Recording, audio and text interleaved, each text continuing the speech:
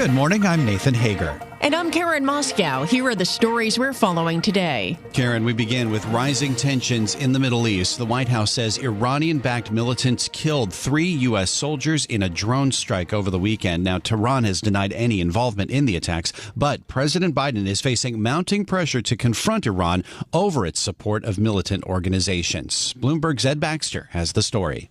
This is coming as an attack by militants in Jordan killed 3 troops and wounded 25 others. There are discussions underway regarding a number of options, including covert operations and multiple military strikes.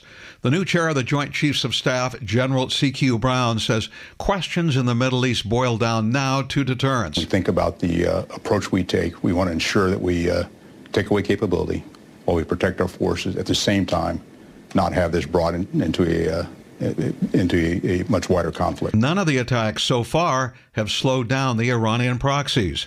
Ed Baxter, Bloomberg Radio. All right, Ed, thanks. Now to the latest on the Israel-Hamas war. Benjamin Netanyahu says a summit to negotiate the return of hostages held by Hamas in exchange for a ceasefire in Gaza was constructive, but significant gaps remain. Spy chiefs and top officials from Qatar, Egypt, the U.S., and Israel met to try to secure the release of more than 100 hostages taken from Israel on October 7th. And back here in the U.S., Karen, former President Donald Trump faces a pair of major legal verdicts in New York that risk wiping out most, if not all, of the cash he claims to have on hand. Bloomberg's Amy Morris reports.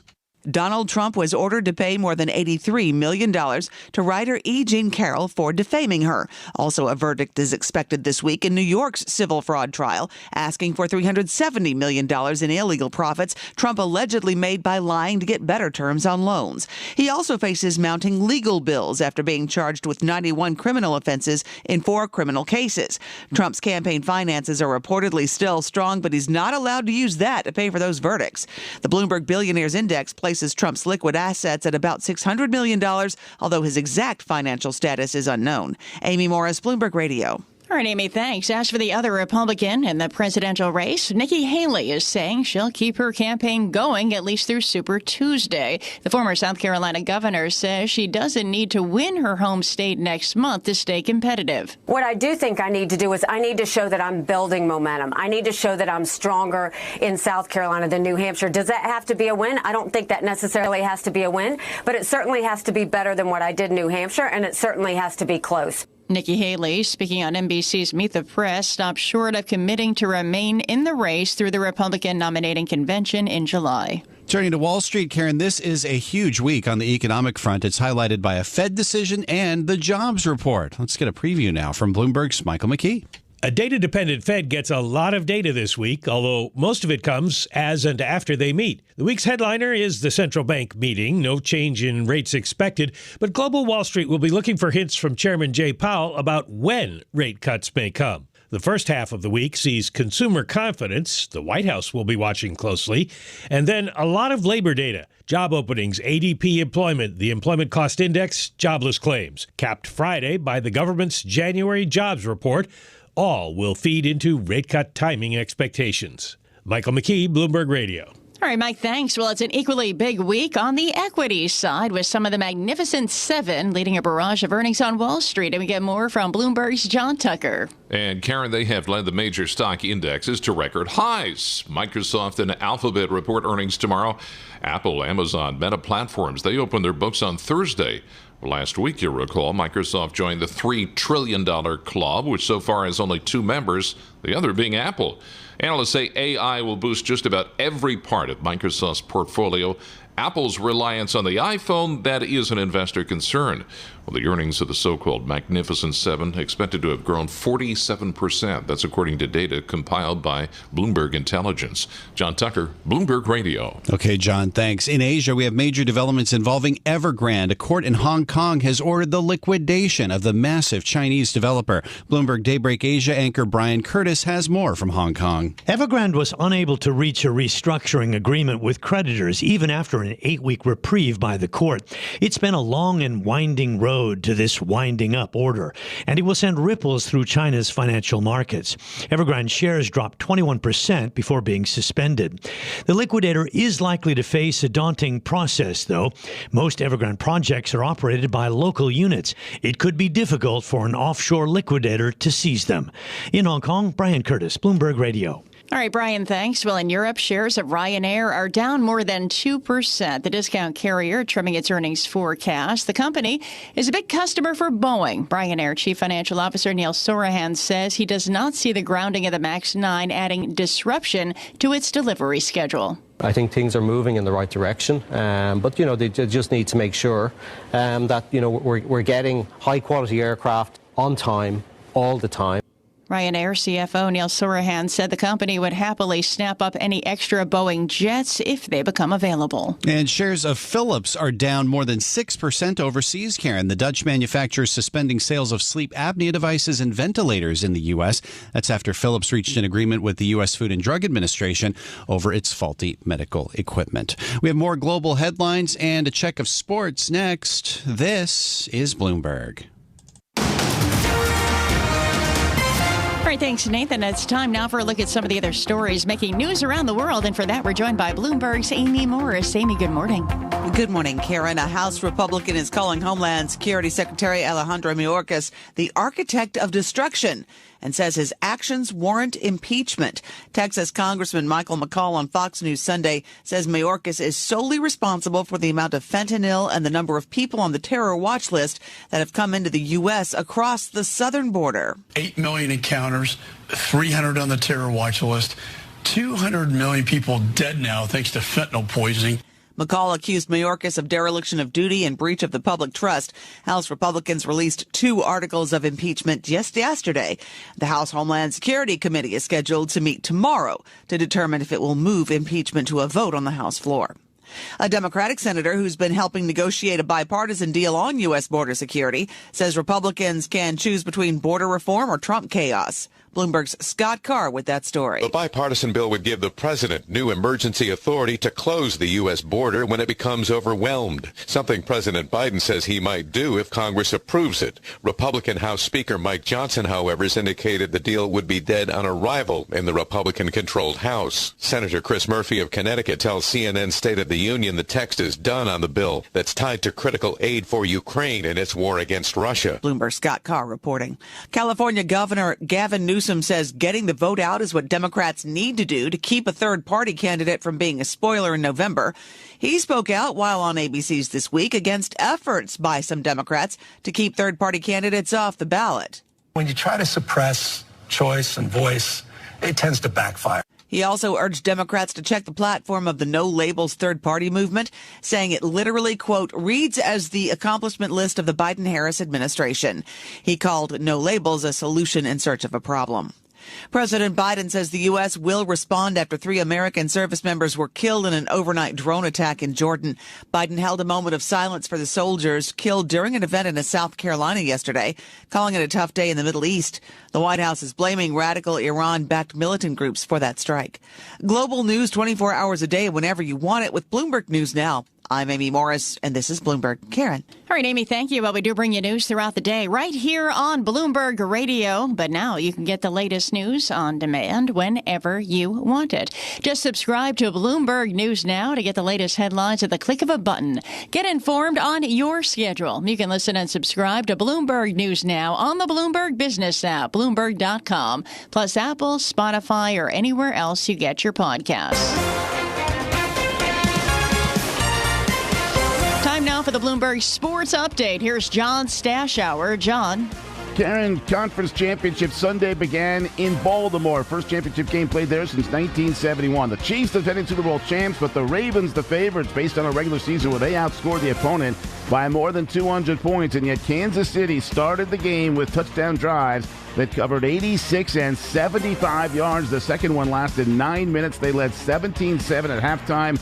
And the AFC title game remains scoreless until a late Baltimore field goal. Chiefs won 17-10. They're going to the Super Bowl, fourth time in the last 5 years. And in Las Vegas, they'll try to win their third. The first one came when they beat the 49ers 4 years ago. They will play them again. The Niners, NFC champs, with a huge comeback at home on Detroit. Trailed 24-7 at halftime and then scored the next 27 points to win 34-31. They had 17 points in an 8-minute span. The Lions helped them out. A costly fumble, 2 incomplete passes on fourth down attempts when they could have tried a makeable field goal. The Lions' best season in 66 years comes to an end. The Niners have been made a very slight favorite to beat the Chiefs in Super Bowl 58. 22-year-old Yannick Sinner, Australian Open champion, only the second time an Italian has won a men's singles Grand Slam, and the first in 48 years. He came from 2 sets down to beat Daniil Medvedev. Top 2 in college basketball both won. UConn by 43 over Xavier. Purdue won at Rutgers. John Stashauer, Bloomberg Sports. Karen? All right, John, thanks. Well, straight ahead, we're going to get the very latest out of the Middle East. We'll be joined by Bloomberg News senior editor Bill Ferries. And ahead of that discussion, S&P futures are little change this morning. Dow futures down 0.1%, down about 48 points. And NASDAQ futures higher, up 0.2%, or about 34 points. The 10-year Treasury up 10/32, yield 4.10%. The yield on the 2-year at 4.32%. And this is Bloomberg. From coast to coast, from New York to San Francisco, Boston to Washington, D.C., nationwide on SiriusXM, the Bloomberg Business app, and Bloomberg.com. This is Bloomberg Daybreak. Good morning. I'm Nathan Hager. President Biden is vowing the U.S. will respond in a time and manner of its choosing following the killings of 3 U.S. soldiers in a drone strike in northeast Jordan. These are the first American deaths under enemy fire since the start of the Israel-Hamas war, and they risk precisely the kind of escalation in the Middle East that this president has been trying to avoid. So for more, we are joined now by Bloomberg News senior editor Bill Ferries. Bill, the president does face a very difficult decision after this drone attack. What are his options now? Well, you're right, Nathan. The U.S. has vowed to respond to this attack. As you said, it's the first of the deaths of American soldiers since this war started. And I think it's going to have to be a very delicate response because these are proxy groups and not actually, Iranian military or the Iranian government directly behind them. I think that's going to require the U.S. to do some sort of calibration. It can look at targeting facilities that these different groups have in places like Syria, Iraq, and even Iran. But it probably has to distinguish its response from attacking an attack on Iran directly or on Iranian government facilities, because once you have a nation state going against another nation state, that would be exactly the kind of escalation that I think the U.S. and a lot of other countries have sought to avoid. There also could very well be a very covert response to this. There could be some sort of a big hacking attack that's unleashed on Iranian facilities. There could be other things going on behind the scenes, but I think the fact that you have 3 U.S. troops killed, I think that requires something of a public response as well. So you could have both. But there is likely to be some sort of a public response. It does sound, though, like the kind of options that you laid out are similar to what the U.S. has been mounting against the Houthi rebels in Yemen to try to deter the Red Sea attacks. But at this point, it doesn't seem to have had much effect on Red Sea shipping. Right. I think, the administration's argument has been that they're hitting these stockpiles of weapons that the Houthis had. They're hitting different facilities. They're looking at missile launchers right when they're loaded up, and that it will, over time, they will have, significantly degraded the Houthis' ability to do this. But you're right. It hasn't stopped them. If they can just get one missile off that hits a ship, they've kind of achieved their goal in that kind of attack. So it's very hard to shut that down entirely. And the big question is on this latest incident is if they do hit Iranian proxies facilities or personnel or weapons depots, will that really be enough to make those groups think twice? And in the meantime, the U.S. is trying to de-escalate things in the Gaza Strip and foster further negotiations between Israel and Hamas in getting hostages released. We had a summit in Paris over the weekend. What's the sense about how that's going? Well, I think you're right. The latest, this tensions with Iran could really work to derail that. What we're seeing come out of these talks so far is there's reports that a deal could be underway that would involve basically a cessation of the conflict in Gaza for weeks, possibly more than a month. We had Israeli Prime Minister Benjamin Netanyahu coming out and saying that the sides are very far apart at this point. But it is, I think it's a positive that there's some of these discussions going on. I don't think you're going to hear either side budge until they get right up to an agreement and are ready to announce. But this latest attack on the U.S. forces and the possible escalation with Iran, that will throw a lot of this into question. If there is a broader conflict, Iran is likely to strike out at a range of targets, and that's really not going to make things easier in Gaza. So in our last minute, are we hearing anything further from U.S. or Israeli allies about how they could respond to what's been happening with the U.S. soldiers killed, as well as with what's happening in the Gaza Strip? Well, there's been, the condemnation you would expect, and also, a plea from Jordan for more weapons and defensive weapons to help it sort of protect its borders. This latest attack took place up in the northeast corner of Jordan, and it's close to where ISIS once had a very strong base. That's why the U.S. troops are there, and why the U.S. troops are just over the border along that highway that leads from Iraq into Syria. But I think, you have all sides very much holding their breath to see whether this attack on U.S. forces results in something much bigger in the coming hours or coming days. That we'll be following. Thank you, Bill. As always, Bill Ferry, senior editor for Bloomberg News, on the heightened tensions in the Middle East following that drone strike in northeast Jordan that claimed 3 American lives over the weekend.